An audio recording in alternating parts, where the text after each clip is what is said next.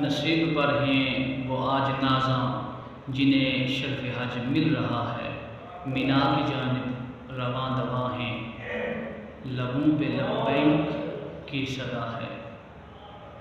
معزز و مکرم سامعین و ناظرین، اللہ رب العزت نے سورہ آل عمران کے اندر ارشاد فرمایا وَلِلَّهِ عَلَى النَّاسِ حِجُّ الْبَيْتِ مَنِ اسْتَطَاعَ إِلَيْهِ سَبِيلًا، اور اللہ کے لیے لوگوں پر اس کے گھر کا حج فرض ہے جو بھی اس تک پہنچنے کی استطاعت رکھتا ہو۔ معزز سامعین و ناظرین کرام، حج بیت اللہ اسلام کا انتہائی اہم رکن ہے، اور یہ وہ عظیم شان رکن ہے، یہ وہ نیکی والا کام ہے، یہ وہ اللہ کے ساتھ تعلق و نسبت کو مضبوط رکھنے والا کام ہے کہ جس کی وجہ سے ماقبل تمام گناہوں کو رب مٹا دیتا ہے۔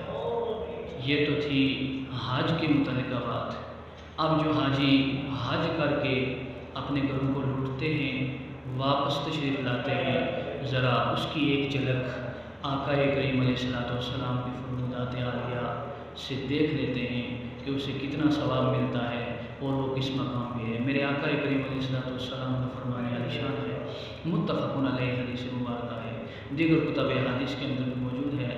اس روایت کو حضرت ابو ہریرہ رضی اللہ تعالیٰ عنہ آپ نے روایت کی ہے۔ میرے آقا نے فرمایا من حج البیت فلم یرفث ولم یفسق رجع البیت کما ولدتہ امہ۔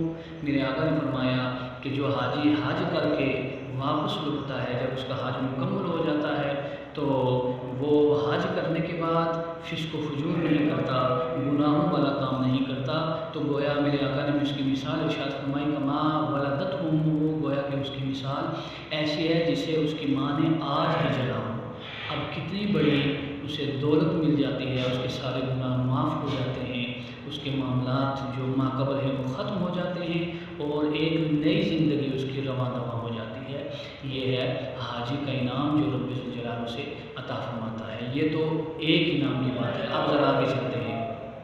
میرے آقا کریم علیہ السلام نے ارشاد فرمایا کہ جو بھی حاجی ہے، اس حدیث مبارکہ کو حضرت سیدنا عمر فاروق رضی اللہ تعالیٰ عنہ خلیفہ دوم آپ نقل فرماتے ہیں، آپ روایت فرماتے ہیں، آپ فرماتے ہیں کہ میرے آقا نے فرمایا کہ جو حاجی حج کر کے گھر تک پہنچنے کی سعی کرتا ہے، گھر پہنچنے سے پہلے اللہ رب العزت اس کی دعا کو قبول اور منظور فرما دیتا ہے، اور یہاں تک الفاظ ہیں کہ اگر وہ حاجی کسی کے لیے مغفرت کی دعا کرے تو رب ذوالجلال اسے اس کی بخشش و مغفرت فرما دیتا ہے۔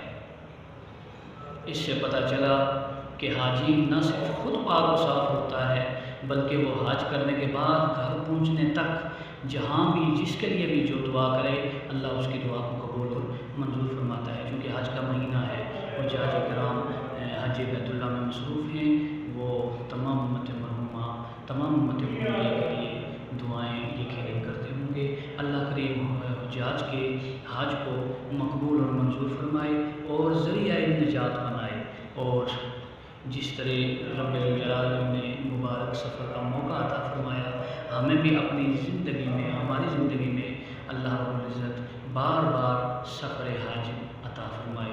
جزاکم اللہ تعالیٰ۔